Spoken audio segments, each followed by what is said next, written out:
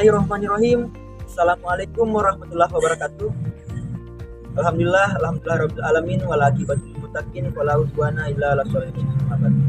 Pertama-tama dan yang paling utama, marilah kita panjatkan syukur kepada Allah Subhanahu wa taala karena atas limpahan rahmatnya saya dan teman-teman sekalian masih diberikan kesempatan yang mana saya bisa berikan teman-teman tentang resume terkait mata kuliah analisis laporan keuangan. Dan tak lupa pula kita aturkan salawat serta salam kepada kita berkita dan umat Allah. Nah, izinkan saya perkenalkan diri. Perkenalkan, nama saya Andi Ardian Rahmat, Prodi Perbankan Syariah, Fakultas Ekonomi dan Bisnis Islam, Institut Agama Islam Negeri Jaya. Nah, langsung saja mari kita simak bersama videonya. Baik teman-teman, langsung saja kita masuk di materi yang pertama tentang laporan keuangan. Nah, di sini laporan keuangan adalah dokumen atau laporan yang menggambarkan kondisi keuangan suatu entitas seperti perusahaan, organisasi, atau individu pada suatu periode waktu tertentu. Nah, laporan keuangan biasanya berisi informasi tentang pendapatan, biaya, laba atau rugi, aset, hutang, dan ekuitas. Nah, tujuan utama dari laporan keuangan adalah untuk memberikan informasi yang relevan dan dapat diandalkan kepada para pemangku kepentingan, seperti halnya pemilik bisnis, investor, kreditur, pemerintah, dan masyarakat umum. Nah, selanjutnya kita masuk di jenis-jenis laporan keuangan. Ada 5 jenis-jenis laporan keuangan. Pertama, ada laporan laba rugi, yaitu salah satu jenis laporan keuangan yang digunakan untuk memberikan informasi tentang kinerja keuangan suatu perusahaan atau entitas bisnis selama periode waktu tertentu. Yang kedua, ada laporan arus kas, yaitu laporan keuangan yang menunjukkan arus masuk dan keluar uang atau kas dari sebuah perusahaan pada waktu tertentu.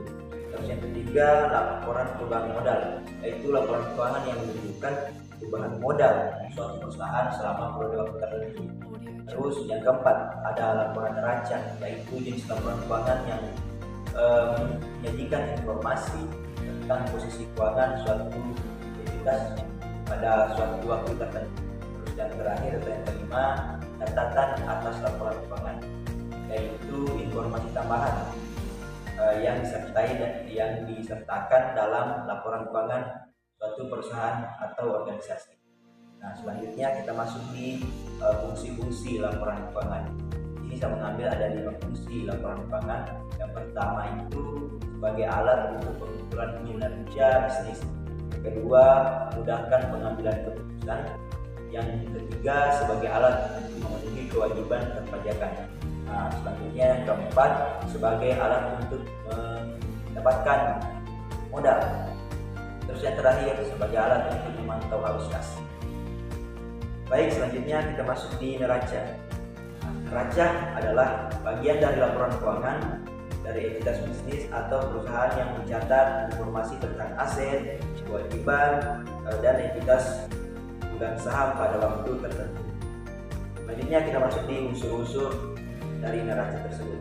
Ada yang pertama, aset atau harta, yaitu kekayaan yang dimiliki entitas bisnis, bisa berupa kas, hutang, tanah, mesin, dan sebagainya.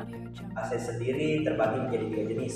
Yang pertama ada aset lancar, ada aset tetap, dan ada aset tidak berwujud. Kedua, liabilitas atau hutang adalah kewajiban perusahaan kepada pihak lain yang harus dibayar.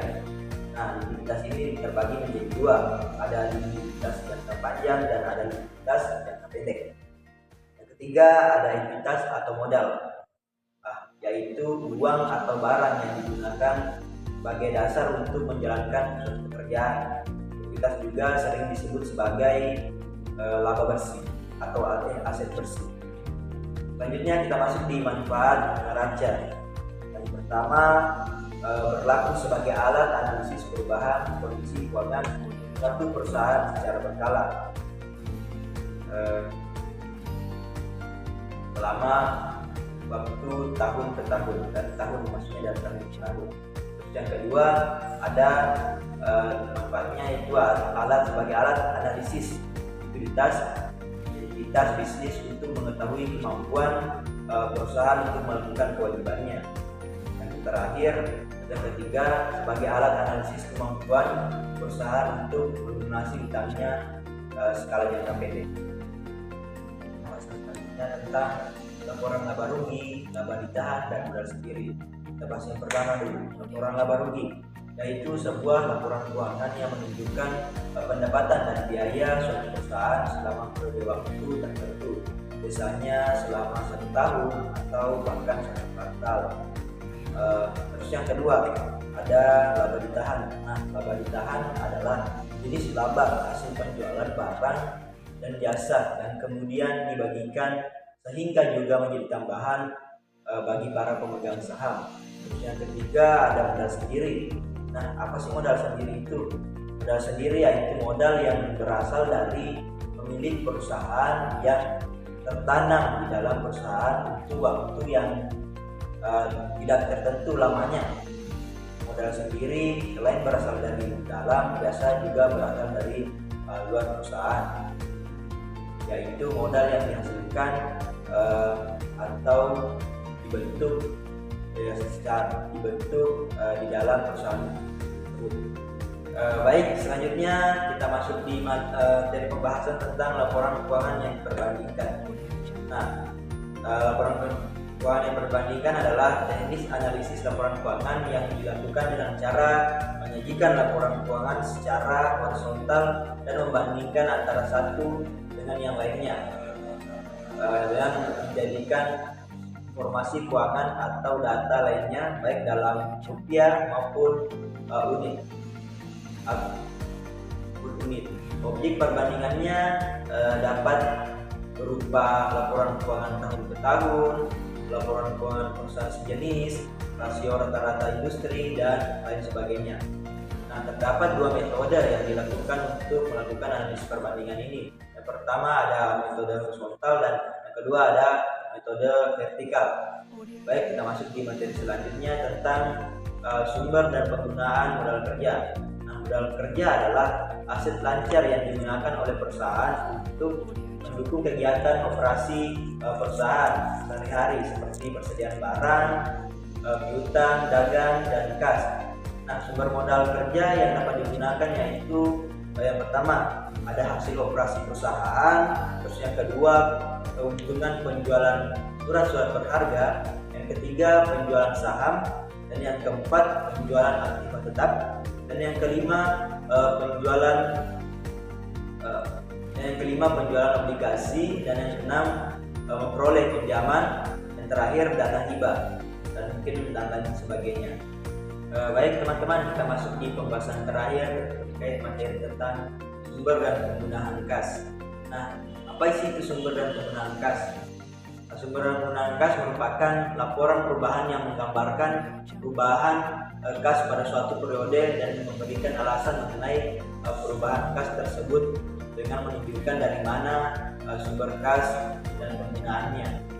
Nah, manfaat dari sumber dan penggunaan kas dipergunakan sebagai dasar dalam merencanakan kebutuhan kas di masa yang mendatang dan kemungkinan sumber yang ada atau dapat digunakan sebagai dasar perencanaan dan peramalan kebutuhan kas atau cash flow di masa yang akan datang.